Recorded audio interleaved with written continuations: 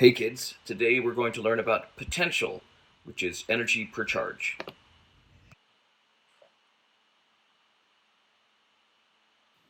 So let's do a quick review of what we know about potential energy. We know that potential energy is the energy something has, not because it's moving, that's kinetic energy, but energy something has because of where it is.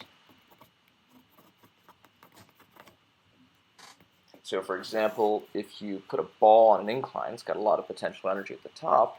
As it rolls down, it gets faster and faster, and gradually trades it in for kinetic energy. And the potential energy it started with depends on its height, mgh. What about if I take a big charge and I just kind of glue it in place here? What would happen if I put a like charge, another positive charge, relatively near it?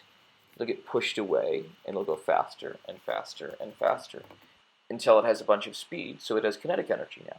If it has kinetic energy now, that must mean that it had potential energy earlier.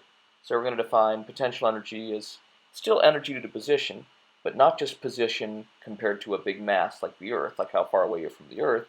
It could also be an energy that you have because you're far or close to another charge. So I'm going to take this charge, I'm going to push it really hard until I can get it to the other charge. So I pushed it in really close. That took some force. I applied a force over a distance.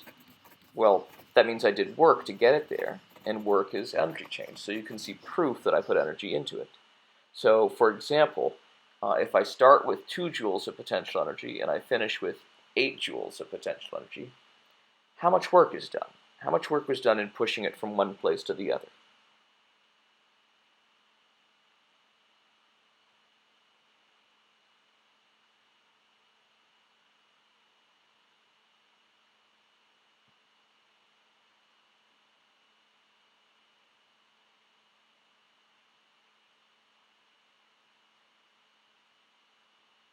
That's right. So the work is the change of the energy. The energy is the final minus the initial change.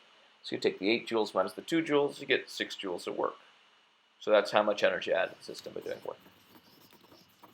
So I'm going to ask you the question, which would be harder to push, a 3 Coulomb charge or a 1 Coulomb charge as I push that charge across the screen to get closer to the other charge?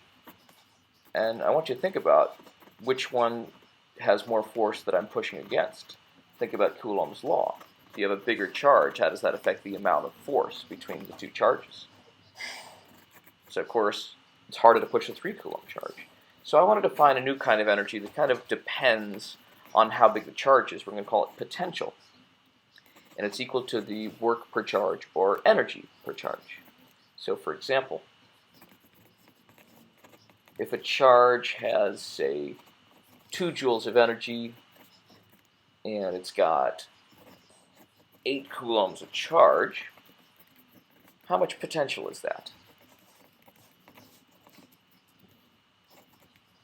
That's right, you use 2 joules over 8 coulombs, you get 0.25 joules per coulomb, but you're going to get joules per coulomb every time you calculate potential. So we're going to define a joule per coulomb to be a volt, and that's just our unit. Notice I'm using V, but it's a different V than the V for velocity. It's a V with little curly tails on the top, so we don't confuse the two. Let's do another example. If I got 8 coulombs of charge, and I give it 32 joules of energy, what would the potential be then? Yep, so you just do the energy divided by the charge, and you get 4 volts.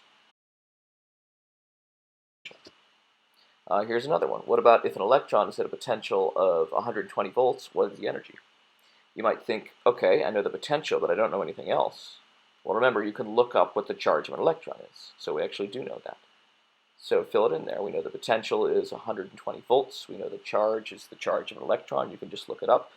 How do I solve this for the energy, which we don't know yet? Yep, you got to multiply both sides by the charge of an electron. Here's how to do it on a calculator.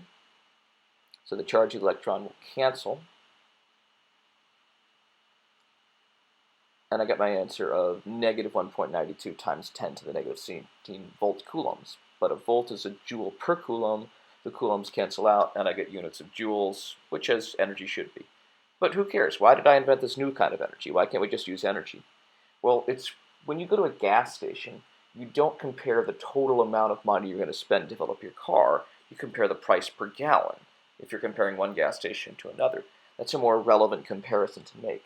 So sometimes when you're looking at these kinds of problems, it's more relevant to compare the energy per charge than to compare the total amount of energy. So that's the idea behind potential. It's energy per charge, just like gas is given as dollars per gallon, which can be a more relevant comparison to make.